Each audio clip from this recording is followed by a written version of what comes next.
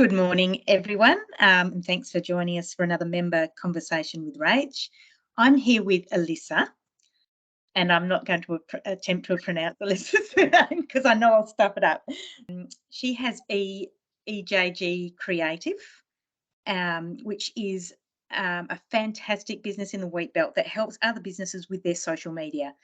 And I've spoken to a lot of businesses recently who need someone like Elyssa, and I've also spoken to some businesses who actually use Elyssa already for their social media, and I hear a constant theme in that she does an awesome job. Elyssa, one thing, so the guys from the Queriting Co-op, who were also winners at our recent awards, use Elyssa for their social media, and they love the way that you understand the business and the way that you portray the business. They said it's just such a brilliant service that you offer. So just want to let it be known that if you need social media help, Alyssa's your person to speak to. But Elyssa was one of our young entrepreneurs at the recent Wheatbelt Business Network Awards. And yeah, I just want her to just give us a bit of a background about your business, how you sort of started and where the idea of setting it up came from. Over to you, Elyssa. So originally I went from my high school job at the local supermarket to working for the family business. And there I was doing a lot of social media. I brought them into the 21st century. I set them up on social media and I gave them a website. And after a couple of years of doing that, I realized I really did enjoy it, which kind of led me to realize that a lot of Wheatbelt businesses weren't utilizing social media to further their business and grow their businesses. And so I started approaching some people. It really just started out as a couple of businesses within Wongan that just needed to get on social media to further their business, and it just grew from there. Wow. I know, because and it's, I think people need to understand with social media as well. It's fine to post things up there, but it's social media by its definition of its name being social. The posts really need to be structured for your audience. Like I see a lot of businesses that sort of put up posts about new products that come in store and boring, sort of more about the operations and the systems of the business rather than the people and the personality of the business. And I think that's what people really need to understand, that they need to capture. So how do you go about doing that for the businesses you work with? I really need to get into the businesses. I really love to understand them, know their people, and then I use that information to create their social media profile. Yep. I find that when I go to them, they're posting a lot of the salesy content. That's all they're posting. And I kind of have to reiterate to them that that's great to post that every now and again, but you really need to kind of let people know who you are. They need to see the insides of your business to relate to you and to want to engage with you. Yeah, that's right. And it's almost, and you hit the nail on the head there, like it's engaging with your audience. So it's, it's so funny, like you hear people say, oh, I put a post up about some kid who, did something funny in the store and I got, it got 500 likes. And it's like, absolutely. Because it's the people component of it. And even though it's a digital medium, people, we're social beings. So, we're wanting to know about the social aspect of what's happening. Yeah. Oh, that's awesome. So Elyssa also writes a blog, and your writing style, I love it. It's beautiful. It's so honest and forthright. And so how did you come to writing a blog? Where did that all start? The Introvert Archive actually started when I just felt like I couldn't talk about my mental health problems and issues as a teenager. I felt like it was not, you weren't allowed to talk about it. And so I've always loved writing, and so I kind of combined the two. And for a very long time, nobody saw my writing. It was online, but I did not share it anywhere. Nobody Yeah. knew how to get to it. They knew it was there, but they had no idea how to get to it. Yeah. Until about probably 6 or 7 years ago, Yeah. I decided that I really wanted people to see it. I wanted people to feel like they weren't alone and that there was other people going through the same thing as them. And that's when I started sharing more mental health kind of stuff, created the socials for that, and eventually we kind of transformed into more of a platform for women where the big focus is on mental health and being a woman with mental health problems, but also on news and current affairs and stuff that kind of affects us all. Yep. No, I did. I read your article on the sexual abuse and why didn't she tell anyone? And it's unless you're in those shoes, and it would. You can so understand. I loved your article how people get to that situation, and then it goes too far, and you think, oh shit, I can't say anything now. It's kind of it would be horrific, but. So on with your mental health issues, you've been diagnosed with 4 afflictions. Can you just tell me a little bit about that and how you came to getting those diagnoses? Like what was it that about how you were feeling and acting and whatnot that brought you to seek out help? So, since I was 15, I've always been diagnosed with depression and anxiety. Yep. And I've kind of always left it at that and never pushed it to seek any further diagnosis from. Yep. I always just kind of was like, okay, two's enough. We'll leave it there. Um, it was actually last year, and I was talking to my GP, who is great. He pushes me, and Yeah. he's very helpful with that kind of stuff. And he said to me, I think it's time that we investigate further. I was really struggling. I just found that antidepressants weren't helping anymore. Mm. And he said, yeah, okay, it's time that we investigate further. We go past that depression and anxiety, and we just really look deeper. And so I started seeing a new psychiatrist. And Yep. on her first appointment with me, she just said, this is not right. It's not just depression and it's not just anxiety. Mm. Um, and yeah, eventually I was diagnosed with major depressive disorder, Yep. generalized anxiety disorder, ADHD, borderline personality disorder. Yep. And the second that I kind of understood what they all were, I was like, oh, okay, this makes so much sense to me. Sense. Yeah. I couldn't believe that I had gone all this time just trying to treat the anxiety and the depression when there was further Mm. things I knew would help me. Especially with the ADHD, I couldn't believe that I had gone my whole life Yeah. treating it. So yeah, that's how that came up. Wow. Yeah. So once you get those diagnoses, like what? Obviously, it's a relief because Yes. it's almost like a starting point, I guess. I mean, I can't. I don't. Oh, well, I don't have any diagnosed. But I think is it sort of something like when you do find out, you can then obviously do a bit of research, and is that sort of like a moving forward? It was definitely, I felt like I was back to the beginning, which kind of was a relief, but at the same time, it kind of felt like I was Uh-huh. going backwards. Yeah. But once we knew what was going on, it was almost like there was a little bit of a weight lifted off my shoulders because I knew how to go forward. I knew that Mm. what we were going to do to go forward was going to make some kind of a difference. Yep. So yeah, I started all new medications, and since then, I mean, it wasn't a cure, but it has. No, that's right. No. And I imagine it's a lifelong,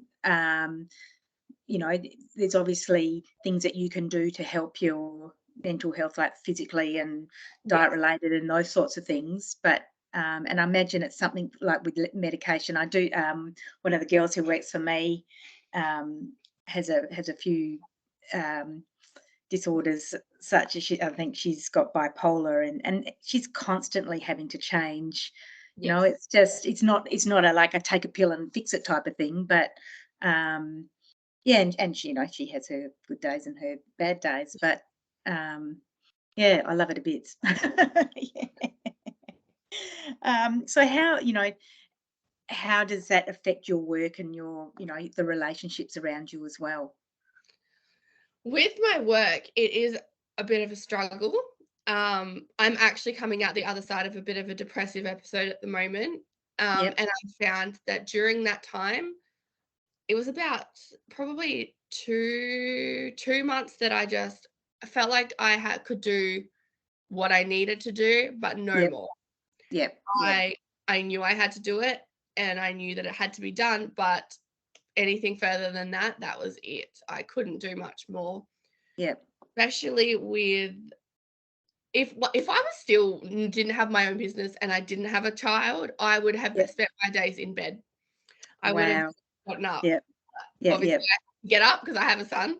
Yeah. Yeah. Business. And he's only very young too. He is. He's only just turned 1, so there was no staying in bed all day for me, but they No. will. Yeah. Yep. Yep. Yep. So yeah. So that's wonderful. I mean, having your own business sort of.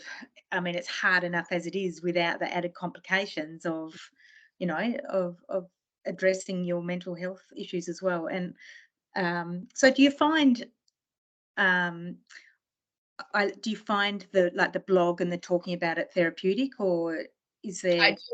Yeah. I will find that I write some of my darker kind of work, my more informative work is Yep. during those really depressive episodes where Yep. I can't express myself with my words, but I can type it out. You type it out. Yeah. Exactly. So, your blog is called The Introvert Archive. the Introvert Archive. That's Yeah. right. Yes. So, any of you who want to sort of anyone who's feeling like, it really does help to talk about it. And if you want to check out Alyssa's blog, it is absolutely fantastic. I love it. I love reading Thank about you. it.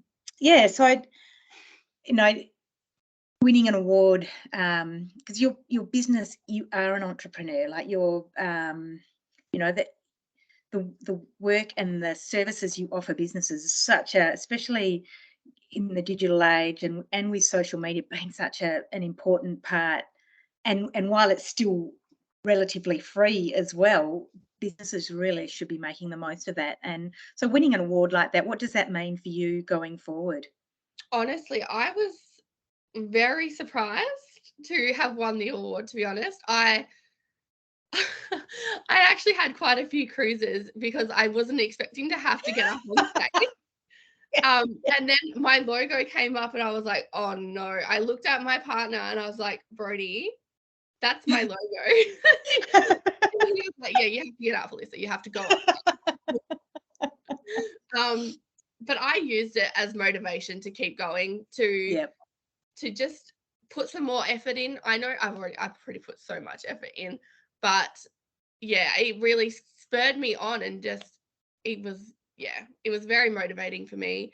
And it also opened me up to a lot of new people as well. I actually had 2 or 3 people come up to me on the night and say, I need help. Can you give me? And I hadn't actually taken any business cards with me. So I was like, oh, can I write you my email? Oh, I love it. Yeah. Oh no, that's fantastic. Oh, very good.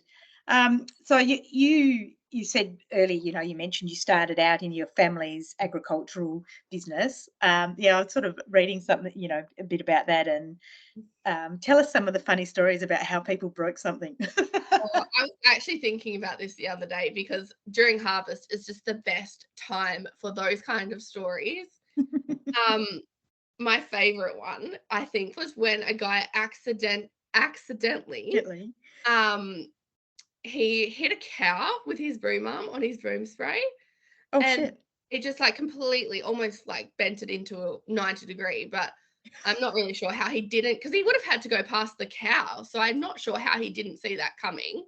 He was on his phone. Yes, he was definitely not paying attention. And I think the other good one that I love is the guy who he was that keen to get home for dinner that he forgot to fold his boom spray arms in before trying to go through the gate. Oh, That no. that just it was hilarious. Can you imagine the bang? Thank goodness he was the owner of the farm, because I think that if it had been a worker, it would have been a bit different story. But it was hilarious. Yeah. Wow, that would have been an expensive dinner. Oh, it would have been, yes. Oh, gorgeous. So how did you, sort of setting up, you said you set up the, all the social media for your parents' business. Were they fairly receptive to that? How do you go sort of working with people who have never done it before? And They just let me do whatever I wanted. yeah. And then once they saw how good it was going, they were Yep. like, okay, that's fine. You just keep going. We're not fussed. You do what you have to do. And a Yep. lot of business owners are like that. They just say, you know what you're doing. We don't. You go for it. That's what you want, isn't it? Because It is. It makes it so much easier. Yeah. Oh dear. So what's in store for you for the next 2 years or so? Like what are your plans going forward? So at the moment, I am teaching my youngest sister all the ways of West Spray so that she can kind of take over more of that job, and I can Yep. focus on EJG Creative, which Fantastic. is exciting. It's scary, but it's exciting. Yeah. And I'm also going to be focusing, I've just launched a new community platform Right. called AgForm, which is for the agricultural community in the Wheatbelt. Yep. And I'm going to be focusing on growing that and growing behind the business as well. Right. Fantastic. So what is AgForm offering? Like what is it? What does it do? Or So AgForm and Behind the Business are two completely free community platforms where Behind the Business is for promoting Wheatbelt small businesses, yep. as well as supplying them with free resources and information that can help them with their businesses. Fantastic. And AgForm is fairly the same, but for agricultural businesses and Yeah, farms. right. It's I found that a lot of resources for agricultural businesses were behind a paywall, which is Yep. understandable. I understand why they have to do that. But I also found that a lot of them weren't willing to pay for it.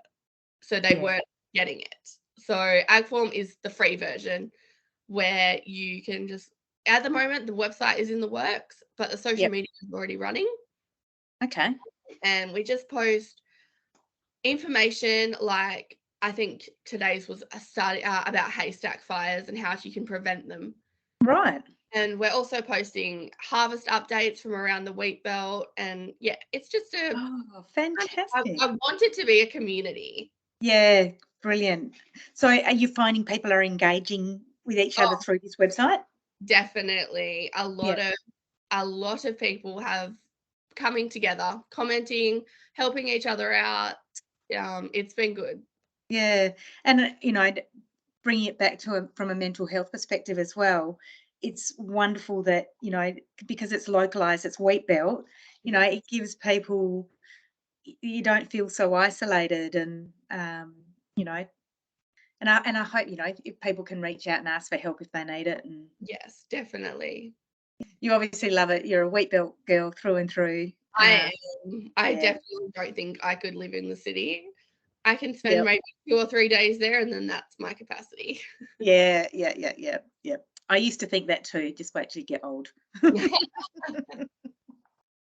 Oh, look, it has been absolutely lovely chatting with you, Elyssa, and I love your business. I love your blog. I think you're doing amazing things in that sphere. Keep going. Thank you. And yeah, look, if you get a chance to have a look up Alyssa's blog, please do so. She writes so eloquently and honestly. It really is touching. So thank you. And yeah, I wish you all the best.